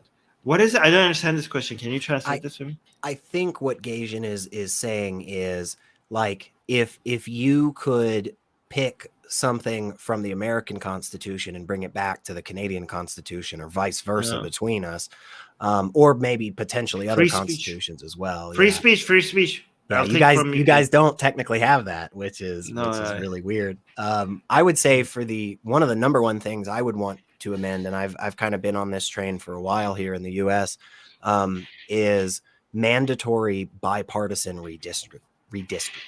So that's something that really gets us into trouble. Our politicians for a very long time have had the ability to pick up the pen and draw the maps for who gets to vote for who. And most of the time that we actually have election night, at least 30% of the individuals that are running, whether it's state, local, or federal, they're actually already spoken for. We already know who won, even though polls haven't closed. And the reason is because the demographics have been purposefully cut up into a bunch of different crappy districts so that they continue to win. And one of the reasons that they're allowed to do that is because the Constitution does not talk about redistricting at all, really. It's not something that comes up. It's something that they say has to be done every time we do a census. So every 10 years after we count where people are in the country, we have to do it. But it's completely allowable to just do whatever the crap you want, basically. So, does Canada have anything in their constitution that you could pick from that makes this better in the US? I don't know. I don't know a whole bunch about the intricacies of the Canadian Constitution, and so that's one reason. I do know that there's a lot of the Canadian Constitution that does draw from America or the US. I do know that the vast majority of actual written constitutions around the world do have a lot of things from the United States Constitution. And I also know that the UK, for instance, just does not have a document like that. It's very interesting. But it's unwritten. They have an unwritten basically. Yeah. Secular Sakai is saying New Zealand mixed member voting is pretty awesome. I wonder if what that is you can vote for like people of other parties or something. I'm not sure. I've also discussed with some people the idea of what's called like rank choice voting. So rank choice voting is basically I like that. I like that a lot. It's a system that seems to be better in terms of getting what the majority of people actually do want. It's a little bit more of a hassle to implement, for sure. But there have been a couple of places in the United States. I still don't understand why people don't do that. Like, it seemed like the best way to get democracy is to just be like, who's your first choice? Who's your second choice? Maybe they should just ask your question. Who's your first choice? Who's your second choice? And who you hate the most? Who do you hate the most? Who do you want to make sure you keep out of office? Because so you don't have to do strategic voting. right? Because right now you might be like, I like this guy, but I have to vote for that guy to keep that guy out. Yeah. If you make it so that people could like pick their first and second choice, and also the person that they want to keep out, just say it, then you don't have to do strategic voting. You could just vote for the person you like the most. Yeah. You're assuming, of course, in that, Armin, that the GOP wants democracy. So you're assuming that they're like, oh yeah, let people vote. So do you think I'm exaggerating when I say the GOP is the greatest evil in the world right now? I've heard the way that you justify that with the amount of power and influence that like the American military and American policies have internationally, and I think that's a fair statement when you couch it like that. I would also very much argue that the current Republican Party and the individuals that are in charge of it are very blatantly open about the fact that they do not care about actually playing by the rule of law. I mean, they made that fascist. clear. I think like I think they're fascist. I don't think I'm exaggerating. I think like you can tell. I hate to be that guy, but not all, right? I mean, not all of them, but I think there's a good few of them that are very blatantly open about the fact that they don't give a shit, and they are. Like I can see that the vast majority of them, if for example, let's say in an alternative universe that the coup attempt by Trump supporters were successful, I could see that a lot of them would just fall in line. There were multiple. I don't have the numbers off the top of my head, but when that happened, that was on a very specific day for the United States government, where all of the senators get together and they say, here are the votes that my people in my state gave, and that's where they anyway. After that insurrection, after people breached the Capitol, and then finally the Capitol was cleared and the senators and House members all came back into the chamber, there were still multiple individuals, dozens of individuals in the House, and I want to say about 8, maybe a few more in the Senate, who voted not to certify the election results. So there were definitely people who were very blatant about the fact that they would have been fine if those people had taken over.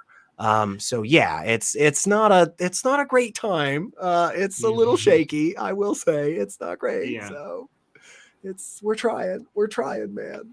It's very scary that this is what Americans are voting for, given that we became complacent. That was the biggest problem. We stopped really, as a populace, we haven't been particularly active and involved for a very long time. I want to say in my state of Tennessee, we sit maybe about 50 to 60% of people that are actually registered to vote. Not just like potential voters, but like people that actually even went through the process of saying like, hey, government, I want to vote for you. We still only have about half of them that actually show up and vote. So we're not a voting nation as much as we pretend to be. We have very low voter turnout compared to a lot of the other world. So yeah, it's surprising. We're almost at the 2 hours, so let's just do this question. Engaging Americans saying, in the journey to the West, so for people who don't know, this is a very famous Eastern Chinese, I think, book with a lot of mythology from a lot of traditions like Buddhism, or a lot of I think Hinduism. I think a lot of what else? Shinto, other religions, right? So a lot of religions are involved in here. Ancient Chinese mythology and all of that mixed in one book to make a very, very, very famous book, mythology book that a lot of Chinese kids go through, read when they're as children, right? So that's the journey to the West. Okay, in the journey of the West, Tripitaka, I don't know who that is, drinks from the river of mothers and daughters and becomes involuntarily pregnant. Would it be ethical to spike the drinks of forced birthers with this water so they too may become pregnant and be forced to choose to either give birth by C-section or drink from the abortion stream? Do you think it's okay to spike people's drinks? Yeah, again, bold stance on my part, I know. But no, it's never it's never the way that I construct my ethics and morality, it's never ethical or morally right to, unknowingly do activities like this to people. That would be violating their autonomy. There's the part of me that kind of is like the Schadenfreude of it all, but other than that, it's like no, it's probably not okay. Yeah, I know. Yeah. Do you think I'm a bit of an extremist when I say fetuses should not matter at all? So do yeah. you put a cutoff? Do you put a cutoff somewhere around where the line was in like Roe v. Wade for viability? So like somewhere around that capability for this entity to now live on its own outside of the mother. So yeah. Susanna thinks I'm an extremist for saying this. I think the cutoff is the moment of birth. So the problem with that is, and the only reason I know this is because a friend of mine is studying to become a doctor. He's almost finished with his schooling. At any point in time after about that line of viability. So like, for instance, let's say that for whatever reason, the fetus, died on its own inside the womb. But it's at 27 weeks. Okay. Medically speaking, that's considered a delivery, even though it's dead. And so there's a bit of a gray area when it comes to what actually is or is not birth, right? And so if we are saying that an emergency C-section has to be done at 25 weeks. Here, let me clarify that. Yeah. As long as it's in the womb, you can kill it. Even up at 38 weeks. Like I think most pregnancies are considered about 40 weeks. Is the average pregnancy before like natural 39. Contraction. Or yeah, like, I would say that's a bit extreme. Yeah. Why? Just a bit far. Because so what's wrong with it? This is part of the problem that gets parsed a lot whenever I talk with religious folk on this. So one of the issues is about the actual procedure itself. So the life of the fetus or baby really doesn't actually come into it in a medical sense. So like when we call it a delivery and when we call it a termination is specifically about the stage of pregnancy. So if a pregnancy is ended for any reason whatsoever before that 22 to 24 week mark, it's just called termination. It's just called abortion. There's no other way there's nothing else to it, right? So whether it's spontaneous and natural or caused by the doctors. So at the point at which we are past that point, it is always called a delivery. It is always considered us delivering this thing. And but those are medical terms. So is birth, though. That's the problem. Birth is also a medical term, and it's related to not just the actual stage of pregnancy, but the viability of that thing as well.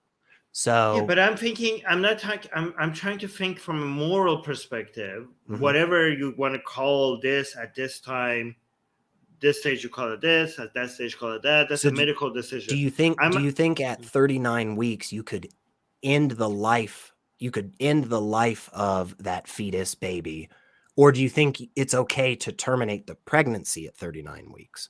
Because those are two different things. You can induce labor at 39 weeks and not end up killing this thing. The issue is that before that point of viability, when you terminate pregnancy, it's just always going to die. You're not actually killing it because it's just not capable of living on its side of its own, right? Yeah, but even if it is capable of living on its own, okay, what's wrong with me deciding that I don't want to have this baby? No, nothing wrong with you deciding to give up the baby. Nothing wrong with you deciding to terminate the pregnancy necessarily. But at that point, once we've reached that, and we're just being, hyperbolic on purpose, but once you've reached that 39 week, at that point, it is definitely alive. I think it's fair to consider that it has reached that stage where we should bring it into our calculations for it's alive. I understand that, and I want to kill it. Well, that would be the same as, I mean, it's the same as you just saying you want to kill people, right? Like we're saying that at that point, we're saying at this point, it is considered in the same category of personhood as other people. Why? Because it has reached, well, it's reached the stage of viability at the very least. Okay, but I don't think viability is how you should define personhood. No, so viability is just a basic criteria. So viability has to be achieved before you can consider it being a person. The reason that a fetus at like 10 weeks does not have personhood status, at least in part, in my opinion, is because it has never reached the point at which it can survive on its own. It has to reach that point first, and then we can have the discussion about whether or not we can. Okay, but here's the thing. Yeah. Even a 1-year-old baby cannot survive on its own. So it can in a biological sense of homeostasis, which is the only aspect I'm talking about for viability. I'm not talking about whether or not it can feed itself or drive itself to the hospital. Okay. A fetus could technically stay alive outside of a mother's womb only after about 24 weeks. No. If I connect that, I can connect that to machines or something and keep it alive. I can create the environment of a womb and keep it alive. You could create that environment of an artificial womb, but none of them exist in any way, shape, or form. Okay, so close to it. All right, so based on your argument, if the technology existed to be able to get the fetus out again, this is after that point of viability, because would you be against abortion if we could if we have a technology that could keep any fetus at any point alive? Okay, would you be against all abortion? So no, because again, we would have to, before viability, termination of pregnancy does not matter because we haven't reached the point at which it's personal. Right? Now, because of technology, so you're saying in this hypothetical, you're saying it could be the technology that we have would be capable of sustaining life from start to finish, the whole pregnancy. Yeah, let's say after 1 week. So I don't think. That's an interesting question, man. I'm not 100% positive on that. That is an interesting question. Because I think, again, oftentimes when we talk about this, one of the issues is the fact that people confuse termination of pregnancy and ending of a life. And we don't have to have the discussion about ending a life until after the point of which the fetus is viable. But I don't understand what's wrong with ending of a life. If a baby is still in the womb, like what's wrong? Like people are like, oh, we're not ending a life. We're ending a life. I'm like, okay, let's say this thing is alive. Okay. This thing is viable. Okay. I don't want to have this baby. I want to be able to have an abortion even at 39 weeks. So what's wrong with that? What's the issue? I guess so at that point, it wouldn't. So if we got if you terminated the pregnancy at 39 weeks, the fetus baby at that point would not actually expire on its own. The cell walls that make up its body would be able to do all that is necessary to survive. That's why we kill it. But so that's what I'm saying. If you in that sense, you are taking an extra step. Whereas at like week 10, for instance, you're not actually ending a life of anything. Yeah, but okay, I know I'm taking an extra step. Okay, so you're asking what is the problem with ending life? This thing has grown. So you're saying it was easier to kill it before. Okay, you just have to stop doing so. Now it's grown. I have to take extra steps. I have to, I don't know, break its head or something. So how would you feel about a parent who has a 5-year-old who says, I no longer want this kid and I want to get rid of it and asks to kill it? Is that acceptable, or has it at that point has it reached? Well, why is it different for the week-old? Because we are as humans, okay, are a lot more emotionally invested to a born baby than the one that's in the womb. First of all, you should have sent a 2-year-old, not a 5-year-old. Okay, it's a little closer. Because a 5-year-old is self-aware now, right? So I could make self-awareness a criteria, I mean, like, no, you can't kill a 5-year-old. A 5-year-old self-aware, right? So, but you could have. But if you said a 1-year-old, now that would be more comparable. Okay. But a 1-year-old baby is not self-aware. Well, real quick, just because I have to. So if it were proven definitively through peer-reviewed studies that at, let's say, 27 weeks, these things are self-aware and we can show that, would you reverse your stance and say, hey, I would have. Okay, that's fair. Yeah, I don't know. I think there has to be a lower end to the bar. Otherwise, I'm concerned about what that kind of leads us to. And I know that's right on the edge of a slippery slope fallacy, if not actually just committing it. But so the reason why at 1 year I would be against like killing a 1-year-old, even though it's not self-aware, is because of the trauma that, first of all, the mother, the family, and the human, like even the people who are not related to a 1-year-old, we as the human race will be psychologically devastated for seeing a 1-year-old killed. Like we're very emotionally invested to protecting a 1-year-old baby. Okay. But, and I also I would also care for a fetus a lot if the mother really cares for it. But then if I care, but then in that case, I would care for it because of the mother, not directly because of the fetus, right? So if a mother has emotional attachment to a fetus, then that fetus should be protected because the mother would be hurt by that fetus dying. Okay. So, but if there is no emotional investment in that fetus by the mother, then I have no problem taking that fetus out, even at 39 weeks in, because us as a society would not be psychologically traumatized by killing a fetus. What about the argument that basically being kind of flippant with this line, okay, we can just go right up until basically, 6 months into the baby's life or 8 months into after it's born or whatever.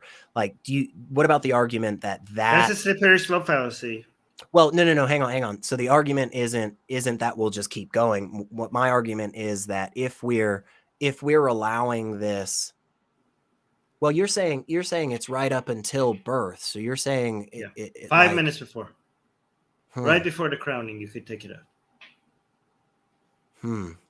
I think we start to live in I'm concerned about the psychological ramifications of living in a world where we are comfortable with something that is so close, because I would argue at that point it is a person. And so us opening the door to killing more people is something that I think has ramifications that ultimately cause more harm. Kind of like what we were talking. If you could show that, I would change my stance. Okay, fair. Yeah. If you could show that killing fetuses right like before birth will cause humans to value born people's life less, if you demonstrate that, I will immediately change my position. I gotta know where, because this is another thing too, is at some point it stops being called a fetus, I believe, but I don't know where in the pregnancy that exactly happens. Whatever, unborn child. How about that? Sure. Okay. Sure. So Morta is saying, what if you have fun killing 1-year-old babies? What if you could demonstrate it wouldn't affect you? It's not just about me. When I do a utilitarian calculation, it's not about what happens to me individually. It's about the entirety of like the benefit and harm. So a lot of people misunderstand the utilitarian calculation. Things like, oh, you're a utilitarian, so anything that you enjoy, you think it's good. No, like you have to weigh in the costs and benefits to everybody. By the way, this is also why I'm okay with like killing a cow and eating it if it's without pain, because other cows don't give a crap. Like, have you seen? If you look at other pigs, when you kill a pig in front of them, they're like eating. Yeah. They don't even stop eating, right? So it's not like go on. Supposedly, dairy cows and beef cows have best friends. So I guess, I don't know how true that is. I just remember reading something a while ago. And so I guess maybe if you killed that cow's best friend. But okay, so the trauma is, okay, maybe they would be like, I missed that dude, but they wouldn't be traumatized, okay? the only time they would get traumatized is if you take the child away from the mother. Okay, and I think that should be illegal. Like, now that would mean that the milk and cheese all around the world would dramatically reduce. You know that, right? Because you can't have the baby cow there and also get the cheese from the milk. So the way that most of the meat industry, as far as I understand, get their actual milk and dairy and so forth, is that they force breed the cows so that they become pregnant and then take the baby away. And then is the baby taking the baby away necessary for the cheese and the milk? Maybe not 100%, but I think with the baby cow there, you are losing product, as well as the fact that I'm okay. I'm okay with it getting more expensive. Okay, well, that's fair. Yeah, sir, you're consistent. I mean, that's fine. Yeah. And I think just real quick, I did see it. I skimmed a little. Misha was asking if I'm pro-choice. Yeah, 100%. 100%. I think it's a medical decision between an individual and their doctor, right? It's that in general, if we're doing a late term abortion, like if we're doing like a 30 some odd week abortion, especially in the United States, that's where I'm most familiar with it. But at that point, the life of that thing does generally come into play for most medical practitioners. But up until that like 20 some odd week mark, it just doesn't. It's just, do we terminate the pregnancy or do we stop the pregnancy or not? Right. Because it just can't survive on its own. So, but yeah, I mean, you got me thinking about stuff. I know I'm going to think more tonight. So that's good. Okay, last point I'm going to bring up, and then we're going to stop the stream. Mortad is saying, but then if we are weighing how other people feel about it, what about other people who are negatively affected by abortions? Isn't part of the whole point to convince and condition people to be, I don't know where the rest of it, to be affected differently? Okay, so the problem is that if the abortion people, anti-abortion people were like, listen, we don't like this, and this hurts their feelings, okay, I would put their hurt feelings into the utilitarian calculation. You know what I mean? And it would then benefit, like, okay, the benefit is to the mother who doesn't want to have a child. The cost is you guys get hurt over this, and then we'll do a cost-benefit analysis. I would take that seriously, okay? But if people are using their hurt feelings as intimidation tactics, and the justification is not that our feelings are hurt, but like God said so, and they're using revelation and faith as a method to tell us what to do and what not to do, then in those scenarios, their hurt feelings we actually have to do the things that hurts their feelings, right? Because we don't want that the cost of accepting myth and faith and revelation as a source of morality is higher than their hurt feelings. So even though their hurt feelings is an unfortunate byproduct, unfortunately, it's kind of like negotiating with terrorists, right? Like, we don't want to negotiate with people who use faith and revelation as a weapon, or intimidation as a weapon to tell us what to do. So we have to hurt their feelings. And I think at least in part, when you're doing a utilitarian calculation when it comes to mythology and religion and stuff, you can only, in your calculation, if something isn't demonstrated as being a real thing, and then you're telling me that it produces all this benefit or harm, if you haven't shown to me that it exists to begin with, I can't add it into the calculation. It's like, It's like, think about all the unicorns that are going to die rarity, and it's like, what? I give a shit about that. No, but if their argument was like, you know what, there is, like, forget God, forget religion, forget like, oh, fetuses are real people, I just don't like it. It hurts my feelings. Okay, it's just like, I don't like it. I don't enjoy it. It hurts me. Okay, I would be like, okay, fine, we'll put it in the calculation machine. But but I would put it in there. But now that's not what they're saying. Anyways, so this was, we're already past 2 hours. Is there anything you want to add? Anything? This was so much fun. I mean, I love it. Sorry, sometimes I feel like distracted by so many things, but I really am impressed by how much you have to say. So this is great. Thanks, man. I hope I hope everybody out there enjoyed it. Honestly, like I said before, I am just so thrilled and honored to be on here. And yeah, hopefully, you know, y'all know what to do. There's the Patreon. You just go there, and then when this gets posted, you can ask all the questions. So you know I'll be here now, and if you have something specific, feel free. I mean, come at me, bro. You know, we'll duke it out. But yeah, seriously, I just had a freaking great time, and hopefully Susanna doesn't come back to this and is like, oh my God, Armin, what were you talking about? But okay. Yeah, no, she will. She might. So, by the way, Doorknob is saying we will miss Susanna. Guys, Susanna will still be doing the new segment, so we haven't lost Susanna. Okay, Susanna is still doing the new segment. Secularity is doing the Ask Atheists Anything segment. By the way, guys, if you do want to ask us something for the next stream, become a patron.